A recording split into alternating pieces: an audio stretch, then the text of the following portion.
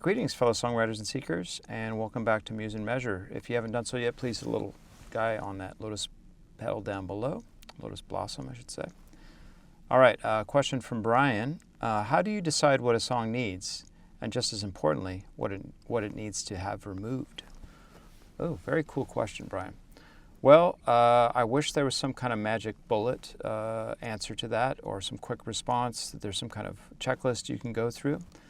I guess if you're writing a traditional song where it has a verse, chorus, bridge, chorus, then that's what you need. You need a verse. Sometimes you need a pre-chorus if the difference between the verse and the pre-chorus is, or the difference between the verse and the chorus is pretty drastic as far as energy. You need something to ramp up the energy to the more exciting chorus. If your song's on the longer side, meaning more than 2 minutes long, then you're going to need a bridge. And sometimes you're just going to need a bridge anyways because you need some variety in your song. So songs need repetition. They also need variety. But beyond that, and beyond the structure of songs, if you're going to follow that, not all songs need to follow that, obviously. It's just all trial and error. So you try something out and you see if it works. And if it doesn't work, then you try something else. Also, listening to a song over and over again. So whenever I'm in the songwriting process and I get a new section of a song, then I will record that and I will listen back to it later and decide, oh, that works, or it doesn't work, or option 3, door number 3, it works but needs to be tweaked. So you're listening for the lyrics. Do the lyrics make sense there? Do they move the plot of the story along? Do they add new insights into whatever the point of the song is, if it's not a story song?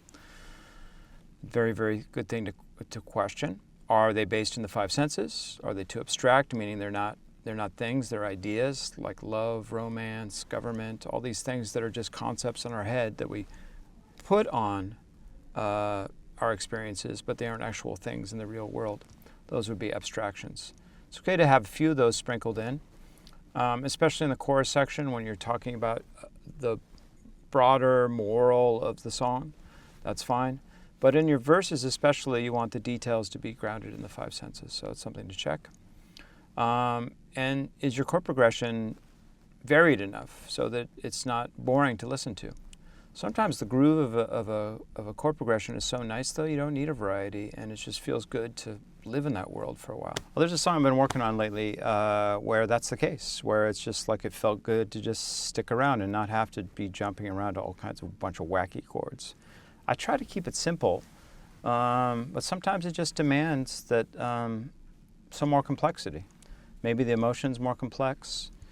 Maybe the music demands it. The melody wants to stretch out and do something a little bit more interesting. But sometimes, yeah, it just feels good to just have something basic happening. So I have this song I've been working on called Walking the Way.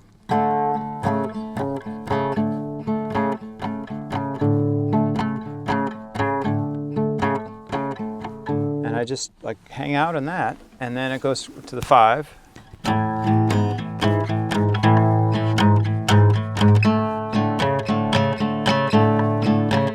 Blessed fate that I was walking his way, found me a master to bust my slate, beat me with mercy, turn my blank blank, jolt away. Anyways, you get the idea. So that sticks around on that for quite a while. So sometimes that's what's demanded. You just need to live in a world. It's tempting to just jump to new things all the time, especially as we're writing, like, oh, we want to dazzle our listeners or we want to please ourselves by doing something that's overly complicated. And I'm definitely guilty of overwriting songs. It's definitely something I do. But a real important thing that I learned from my teacher, Art Landy, was like when you introduce something, you've got to let that world be created and you got to dwell in it for a little while, or else it just becomes a blip and it doesn't become a moment then. So things have to last for a while. So when you're thinking about what to add or what to take away, the old adage of keep it simple, stupid is a one you should follow. So keep it as basic or as direct as possible. And it's not really about simplicity. It's about how can I express what I want to express in the most direct and basic way so that it's not overly convoluted or overly written, so that it's some kind of code that somebody has to figure out. Now, inevitably, sometimes what we're trying to express is something complicated, and it morphs and evolves throughout the song. So maybe if you're not just sitting down, oh, I'm going to write a song about how much I love my mother, maybe you already have an idea of what you want to say ahead of time, and you're just having a basic sentiment that you're trying to express. But even there, you know, like all the different nuances of the experiences you had of your mother, or that she's this complex person and your relationship is complex. So if you're really dealing with the truth of the relationship, it's going to end up being more complex. If you're just trying to write, you know, a song that's for her birthday or something like that, that's going to make her feel good about herself, and you're just trying to say, oh, I love my mom, she's the best, then that's a pretty basic, simple song that you need there. But if you're really exploring all these different aspects of the relationship, then maybe the song's going to become more complex. The song will let you know what it needs as you do it. And it's really trial and error because you're trying these different things, but you should let the song take you where it wants to go. And then that's why it's good to listen back on a regular basis to just go, okay, well, I went way off the path on this section. This is too crazy. Or it just doesn't work. It just doesn't please you. And if you're not sure, play it for somebody else, and they will let you know, somebody you trust.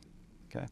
Well, I hope that's helpful and gives you some guidance as far as deciding what your song needs and what it doesn't need, what needs to be taken out. All right, thanks so much for your questions. And please, the rest of you all, I'm really enjoying all these great questions. It's really expanding how I think about songwriting, and hopefully you're getting the same experience. So please keep the questions coming. I love them.